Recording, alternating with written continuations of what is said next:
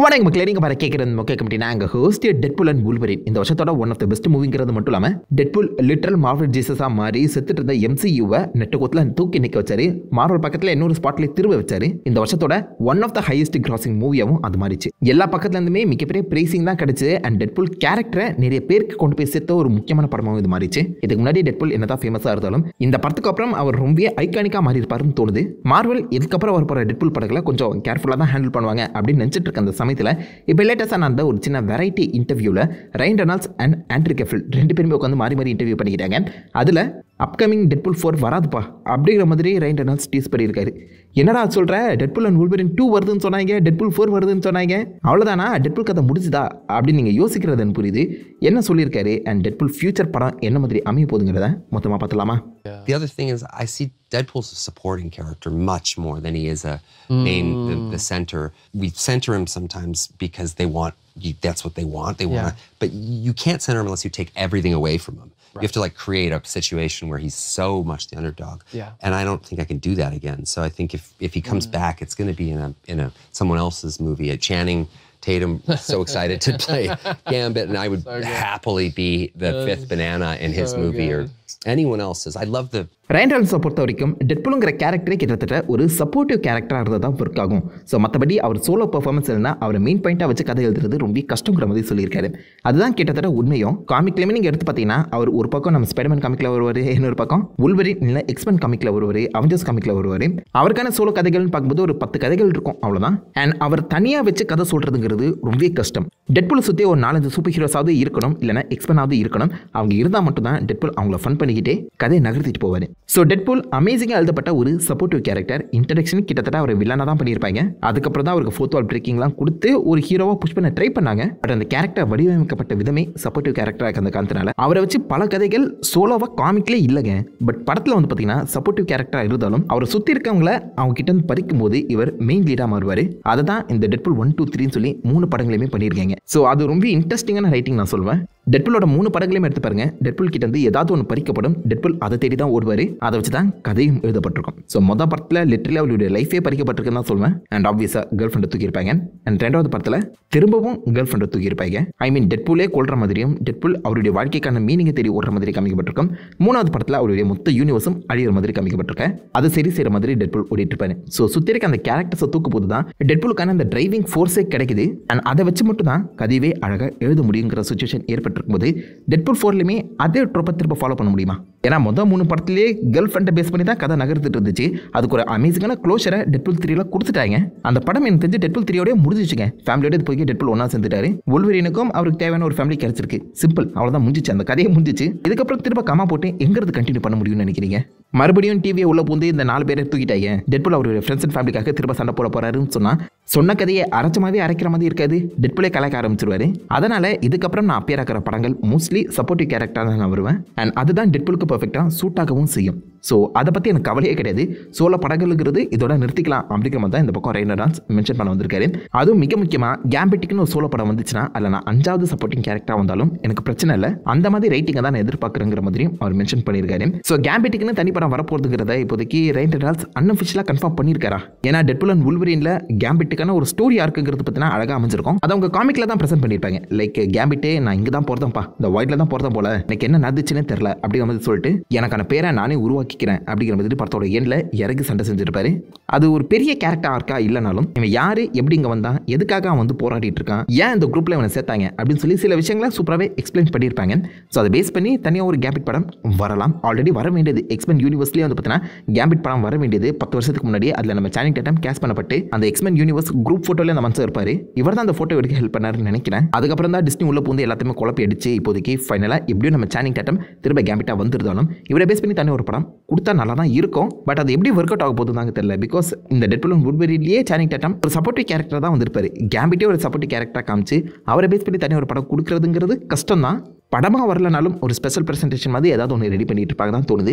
ஏன்னா ஒரிஜினலாக பார்க்கும்போது டெட்பூல் அண்ட் வுல்வரினோட போஸ்ட் கிரெடிட்ஸ் சீனில் நம்ம கேம்பிட் மட்டும் தப்பிக்கிற மாதிரி தான் கதையை எழுதியிருக்காங்க. ஸோ சிம்பிளாக சொல்ல அந்த ரெசிஸ்டன்ஸ் டீமில் இருக்க மற்றவங்க எல்லாருமே சாக கேம்பிட்டை மட்டும் அந்த போர்ட்டல் ஓப்பன் பண்ணி யாரோ காப்பாற்றுற மாதிரி இந்த சீக்வன்ஸ் எடுக்கப்பட்டிருக்கு. ஸோ அதுக்கான லீக் சீனே நீங்கள் பார்த்துருப்பீங்க நம்புறேன். வாய்டுக்குள்ள வந்து கேம்பிட் இப்போதைக்கு தப்பிச்சிருக்க அந்த சமயத்தில் கண்டிப்பாக அவர் சீக்ரெட் வாஸ் இல்லைனா டூம் ஸ்டைல வரதான் போறாரு. பட் அவருக்கான ஒரு சோலோ படம் வந்துச்சுன்னா அதில் நம்ம டெட்பூல் ஒரு மேஜர் ரோல் ப்ளே பண்ணலாம். டெட்பூல் அண்ட் கேம்பிட்டா இல்லாமல் ஜஸ்ட் கேம்பிட் படத்தில் டெட்பூல் ஒரு சப்போர்ட்டிவ் கேரக்டராக வரலாம். ரெண்டு நாள்ஸ் இதை பற்றி பேசியிருக்க அந்த காரணத்தினால எனக்கு என்னமோ அந்த மாதிரி ஒரு ஸ்பெஷல் ப்ரெசன்டேஷனோ இல்லை ஒரு சீரிஸோ வரதுக்கான சான்சஸ் இருக்கும் போல தான் தோணுது. அப்படி வரதா இருந்தால் கேம்பிட்டோட அந்த ஆக்சென்ட்டை மாற்றி ஆகணும். படத்தில் என்ன பேசுகிறாருன்னே புரியல. இதில் அவருக்கான ஒரு தனி படம் வரும்போது ஒன்றுமே புரியாதுன்னு நினைக்கிறேன் படம் முழுக்க. ஆக்சென்ட்டை மாற்றி கூட்டு வந்தாங்கன்னா நல்லாயிருக்கும்னு நினைக்கிறேன். இதன் மூலியமா டெட்பூல் 4 வராதான்னு நீங்கள் கேட்டிங்கன்னா வரலாம். லைக் டெட்பூல் அண்ட் வுல்வரின்ங்கிற மாதிரி இப்போ ரூமர் ஒன்று சுற்றிட்டு இருக்கு ஹல்க் அண்ட் வுல்வரின் நடக்க போகுதுன்னு. அதில் நம்ம டெட்பூல் வந்து பார்த்தீங்கன்னா திரும்பவும் அந்த வுல்வரினுக்கு சப்போர்ட்டிவ் கேரக்டராக ப்ளே பண்ணலாம். இந்த மாதிரி ஒரு அனிமேஷன் படமே வந்திருக்கு ஹல்க் வர்சஸ் வுல்வரின்ல டெட்பூல் ஒரு சப்போர்ட்டிவ் கேரக்டராக வந்து செம ஃபன்னாக இருக்கும். ஸோ வுல்வரின் இதுக்கப்புறம் எங்கெங்கெல்லாம் அப்பியர் ஆகிறாரோ அது எல்லாத்துலேயுமே நம்ம டெட்பூலை வச்சு அழகாகவே ஒரு சப்போர்ட்டிவ் ரோல் வந்து பார்த்தீங்கன்னா கொடுக்கப்படலாம்.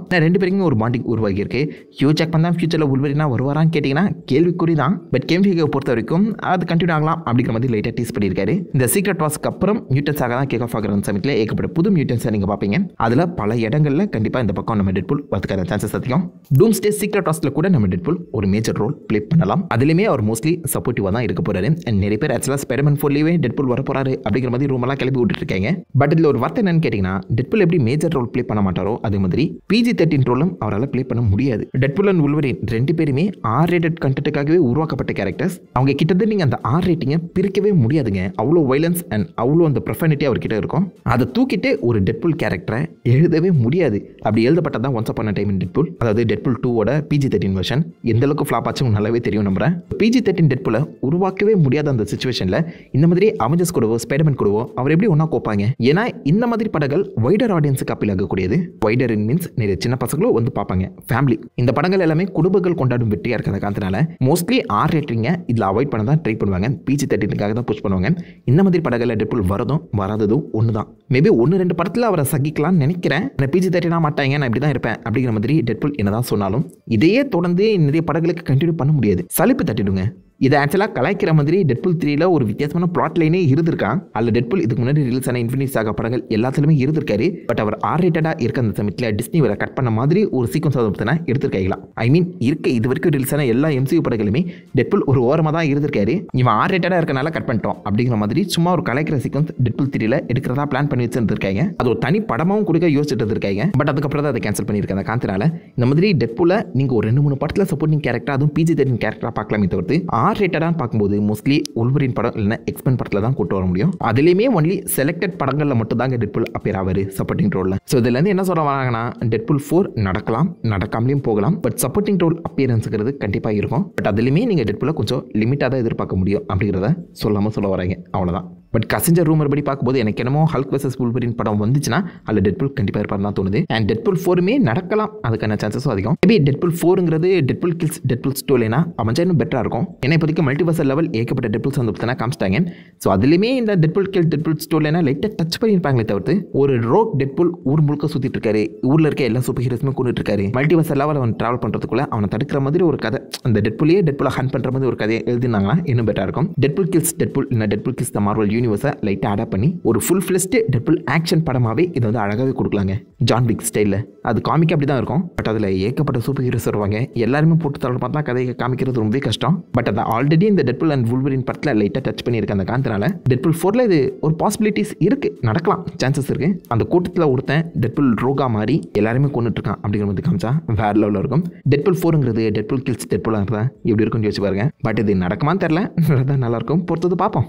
அண்ட் டிசம்பர் மாதம் ஏதோ டெட்பூல்ஸ் பிரசன்டேஷன் வருதுன்னு சொல்லிட்டு இருந்தாங்க பார்த்தீங்களா, கிறிஸ்மஸ் பேஸ் பண்ண ஒரு பிரசன்டேஷன். அது என்னங்கிறது ரிவீல் ஆகிருக்கு. டெட்பூல் அண்ட் கிட்பூல் வந்து பார்த்தீங்கன்னா குழந்தைகளுக்காக ஒரு நிதி திரட்டுற மாதிரி ஒரு சேரிட்டி ஈவெண்ட்டை வந்து பார்த்தீங்கன்னா கண்டக்ட் பண்ணுற மாதிரி இந்த ஒரு சீக்வன்ஸ் வந்து ஷூட் பண்ணியிருக்காங்க. இதில் நம்ம DCயுமே போட்டு கலாச்சிருக்காங்க. இந்த very first Wonder Woman Lynda Carter வந்து பார்த்தீங்கன்னா அப்படி ஆகிறது மட்டும் இல்லாமல் வண்டர் உமனா மாறி காமிக்கவா அப்படின்னு சொல்லி சுத்த அந்த ஒரு மீம் பிக்சர் ஞாபகம் இருக்கா? ரைன் ரெனால்ட்ஸ் ஒரு கேவலமான ஸ்வெட்டர் போட்டிருப்பால, அந்த ஸ்வெட்டர் போட்டு வர மாதிரி அதை கலாச்சிட்டு இருப்பாங்க. கவலைப்படாதீங்க, DC லாயர்ஸை நாங்கள் பார்த்துக்கிறோம் அப்படிங்கிற மாதிரி ரைன் ரெனால்ட்ஸ் ஓப்பனாகவே DC வந்து கலெக்ஷன் செஞ்சிருக்காரு. நல்லா இருக்கு, பார்க்க செம ஃபன்னா இருக்கு. பட் இதுக்குள்ள மார்வல் அஃபிஷியலாக இன்வால்வ் ஆகலன்னு நினைக்கிறேன். டெட்பூலுங்கிற அந்த பிராண்டை மட்டும் ரைன் ரெனால்ட்ஸ் யூஸ் பண்ணியிருக்காரு போல. ஃபார் அ குட் காஸ் குழந்தைகளுக்காக இந்த ஒரு சேரிட்டி ஈவெண்ட்டாக நடத்துகிற மாதிரி தெரியுது. ஸோ இது ஆக்சுவலாக ஷூட்டிங் எடுக்கும்போதே பிக்சர்ஸ்லாம் லீக் ஆயிருந்துச்சு. நானும் என்னமோ மார்வல் கார்டியன்ஸோட ஹாலிடே ஸ்பெஷல் மாதிரி டெட்பூல் ஹாலிடே ஸ்பெஷல் இருக்கும் தான் நினச்சேன். அப்படி இல்லைங்க. But anyways Deadpool is still around. கண்டிப்பாக ரைட் அரவுண்ட் ஃபியூச்சரில் டெட்பூலாக அப்பியர் ஆவார். பட் ஒரு சோலோ படத்தை நீங்கள் எதிர்பார்க்காதீங்க அப்படிங்கிற மாதிரி ஹிண்ட் பண்ணியிருக்காரு. இதை பற்றி நீங்கள் என்ன நினைக்கிறீங்க? டெட்பூலுக்கு ஒரு சோலோ படம் வந்தால் அது என்ன மாதிரி கதையில் இருந்தால் நல்லாயிருக்கும்? உங்கள் தான் உங்களோட வியூஸ் எல்லாத்தையுமே மறக்க வைக்கல காம்பட்டு அந்த லைக் தட்டி விடுங்க. நான் உங்களுக்கு நல்ல ஒரு ஆசமான விடையில் மீட் பண்ணிட்டு இருந்திருக்கேன். Have and guys but